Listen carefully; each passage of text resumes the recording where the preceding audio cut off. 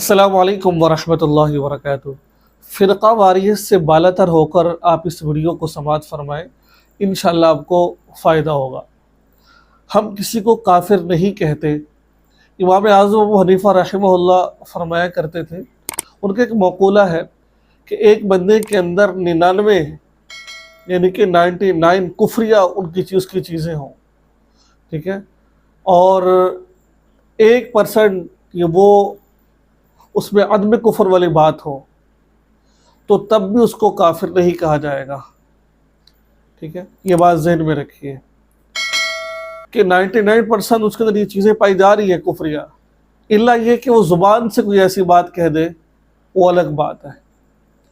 تو جو الزام لگایا جاتا ہے کہ اہل سنت والجماعت والے حضرات یہ امام مودودی کو کافر کہتے ہیں، یہ غلط بات ہے۔ ہم کسی کو کافر کہنے والے کون ہوتے ہیں؟ ہم کسی کو کافر نہیں کہتے ہیں، ٹھیک ہے۔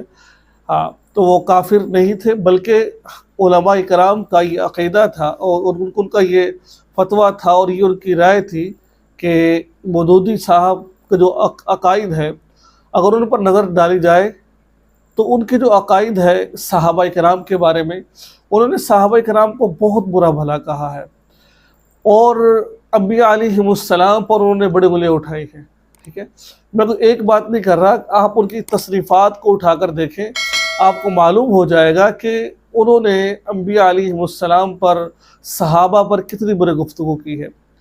اچھا، میں بعد میں بتاتا ہوں، پہلے تو میں ان کے بارے میں بتا دوں۔ میں 25 دسمبر 1903 کو ان کی پیدائش ہوئی اورنگی آباد کے اندر، اور وفات ان کی ہوئی نیو یارک کے اندر 76 سال کی عمر میں 22 ستمبر 1989 کو، ٹھیک ہے۔ اور ان کی جماعت جو سی وہ جماعت اسلامی ہے، جو پاکستان میں بھی آپ کو پتہ ہے، جس کے صدر تھے سراج الحق صاحب۔ تو یہ جماعت اسلامی کا تھوڑا سا مختصر میں نے آپ کو تعارف کروایا ہے۔ اب آپ کہیں گے کہ مولانا صاحب آپ کس بنا پر کہتے ہیں کہ ان کے عقائد کفریہ عقائد تھے، آپ کے پاس کیا پروف ہے؟ تو میں آپ کو ایک بات کہتا ہوں کہ آپ ان کے عقائد اگر پڑھنا چاہتے ہیں تو میں آپ کو کچھ کتابیں ریکمنڈ کرتا ہوں، وہاں پر ان کی عبارات سے، ان کی تمام چیزوں سے پتہ چل جائے گا کہ ان کا عقیدہ کیا تھا، ان کا عقائد، ٹھیک ہے۔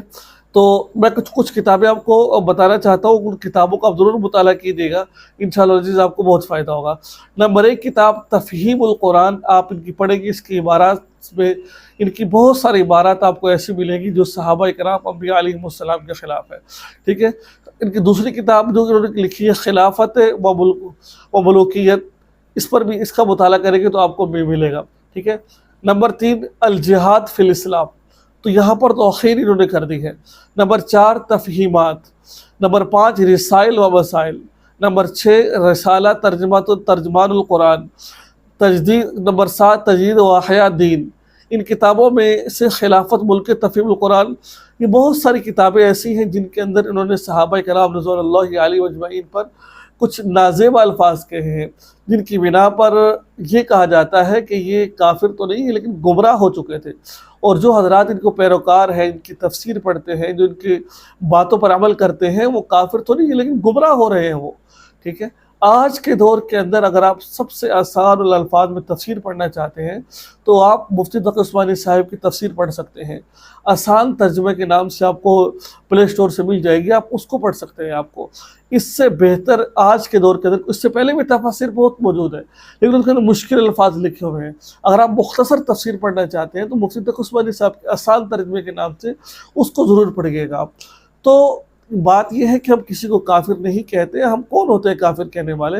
کیونکہ صحابہ کرام وہ جماعت ہے جن کا اللہ تبارک و تعالیٰ نے، جن کے بارے میں یہ کہا ہے رضی اللہ عنہم ورضوا عنہ، میں ان سے راضی، یہ مجھ سے راضی، خالدین فیہا ابدا، اللہ تعالیٰ نے ان کو جو خالد ہمیشہ کو جنت میں رکھیں گے۔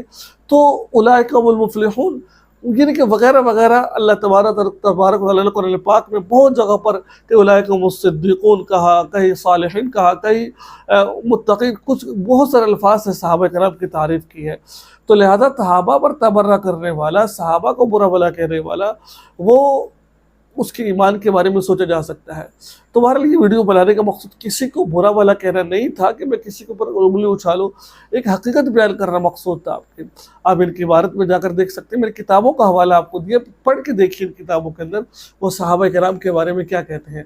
अब आप मुझे ये बताइए कि जो बंदा सहाबा के बारे में कुछ गलत अल्फाज इस्तेमाल करता है तो गोया कि वो सहाबा को नहीं कह रहा बल्कि वो उनके उस्ताद को कह रहा है, और सहाबा के उस्ताद रसूलुल्लाह सल्लल्लाहु अलैहि वसल्लम है। यानी कि ये कहना चाह रहे हैं कि रसूलुल्लाह सल्लल्लाहु अलैहि वसल्लम की तरबियत में कुछ फ़र्क आ गया है, उन्होंने अपने शागिर्दों की तरबियत नहीं की है। अब जैसे कोई बच्चा शरारत कर रहा होता है, हम उससे कहते तुझे तेरे माँ बाप ने, तेरे उस्तादों ने तो कुछ सिखाया नहीं तुझे कुछ, हम उसको ये ताना दे रहे होते हैं, यानी कि उसको माँ बाप का, उस्तादों का ताना दे रहे होते हैं। तो यहाँ पर भी अगर हम सहाबा को बुरा भला कहेंगे, नाउज़ु बिल्लाहि मिन ज़ालिक, हम ये डायरेक्ट ताना रसूलुल्लाह सल्लल्लाहु अलैहि वसल्लम को दे रहे होते हैं। तो इस वजह से अपने इस्लाह कीजिए, उलमा की सोहबत में बैठिए। अल्लाह ताला हम सबको सिरात मुस्तकीम पर चलाए। अस्सलामु अलैकुम व रहमतुल्लाहि व बरकातुहू।